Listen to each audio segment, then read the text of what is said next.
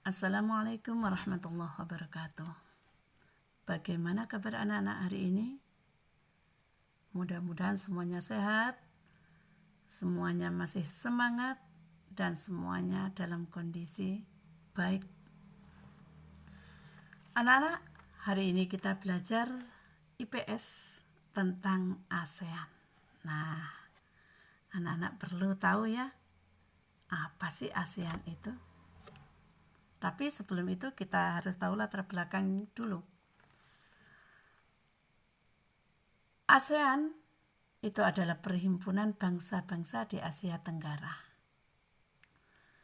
ASEAN adalah organisasi kawasan yang mewadahi kerjasama 10 negara di Asia Tenggara. Nah, kita harus tahu 10 negara itu mana saja. Yang pertama, Indonesia. 2, Malaysia. 3, Singapura. 4, Thailand. 5, Filipina. 6, Vietnam. 7, Kamboja. 8, Myanmar. 9, Laos. Dan yang ke-10 adalah Brunei Darussalam.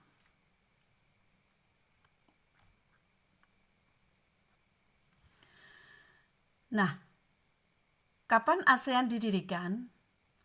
ASEAN didirikan oleh 5 negara pendiri.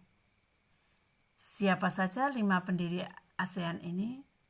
Yang pertama Indonesia, Malaysia, Filipina, Singapura, dan Thailand. ASEAN ini didirikan pada tanggal 8 Agustus 1967 melalui Deklarasi Bangkok. Nah, Menteri Luar Negeri yang menandatangani Deklarasi Bangkok itu ada 5 juga, yaitu Adam Malik dari Indonesia, Narcisco Ramos dari Filipina, Tun Abdul Razak dari Malaysia, S. Rajaratnam dari Singapura, dan Tanat Koman dari Thailand. 5 menteri tadi adalah menteri luar negeri. Nah, sekarang latar belakang pembentukan ASEAN. Apa yang melatar belakangi? Karena adanya pengaruh negatif krisis ekonomi yang menimpa negara-negara anggota ASEAN pada tahun 1997. Hal itulah yang mendorong ASEAN berinisiatif untuk menciptakan kawasan yang memiliki daya tahan ekonomi. Karena apa? Negara anggota ASEAN, ke-10 negara tadi adalah negara yang sedang berkembang, bukan negara maju. Selain itu, pembentukan masyarakat ASEAN didorong oleh timbulnya beberapa isu global yang mengganggu stabilitas di kawasan ASEAN, seperti terorisme yang luar biasa ya, perdagangan narkotika yang sampai saat ini masih diberantas, kejahatan lintas batas, dan kelestarian lingkungan hidup. Nah, ini peta atau letak wilayah Asia Tenggara. Semuanya ada di Asia Tenggara. Sekarang kita harus tahu letak geografis dan astronomis Asia Tenggara khususnya. Letak geografis adalah posisi suatu wilayah berdasarkan letaknya di muka bumi. Ya. Diingat-ingat, letak di muka bumi. Sedangkan letak astronomis adalah letak suatu wilayah dilihat dari garis lintang, dan garis bujur. Nah, letak Asia Tenggara secara astronomis di Asia Tenggara terletak pada posisi 28 derajat lintang utara sampai 11 derajat lintang selatan dan 93 derajat bujur timur sampai 141 bujur timur. Itu secara astronomis.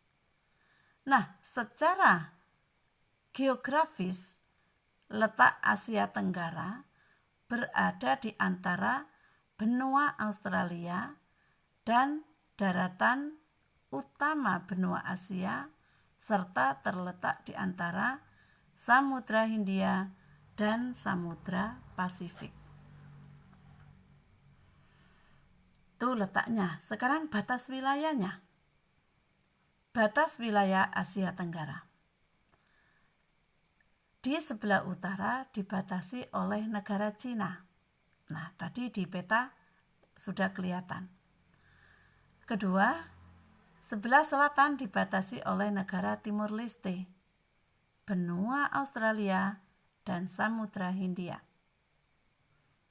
Sebelah barat dibatasi oleh negara India, Bangladesh, dan Samudra Hindia. Sedangkan sebelah timur dibatasi oleh negara Papua Nugini dan Samudra Pasifik.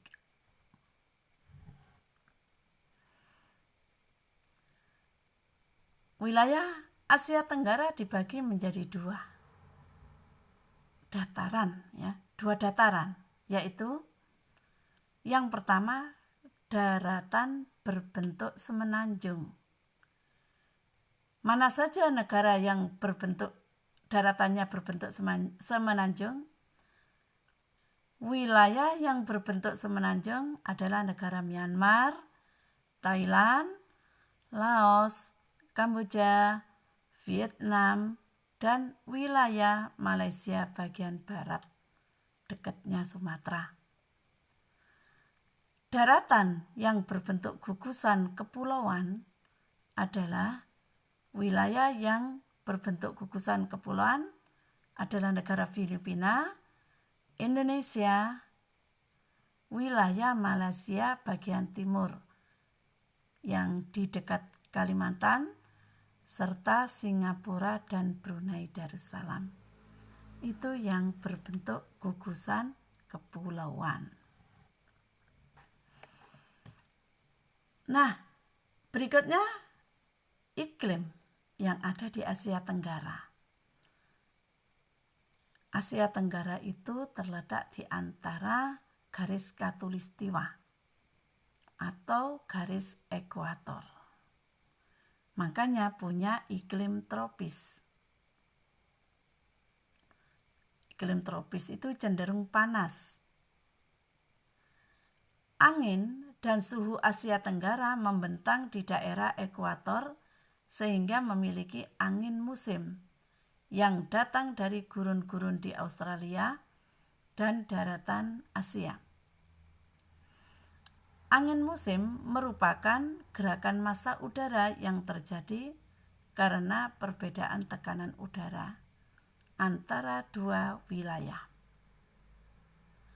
Angin ini menyebabkan Asia Tenggara memiliki dua musim, yaitu musim penghujan dan musim panas. Untuk sementara itu anak-anak yang bisa kami sampaikan atau yang disampaikan, mudah-mudahan bermanfaat dan anak-anak lebih rajin. Nah, dicoba di tema 1 materi ini juga sudah ada, tinggal pendalamannya. Kiranya cukup, itu yang bisa kami sampaikan. Kurang lebihnya mohon maaf. Akhirul kalam. Wassalamualaikum warahmatullahi wabarakatuh.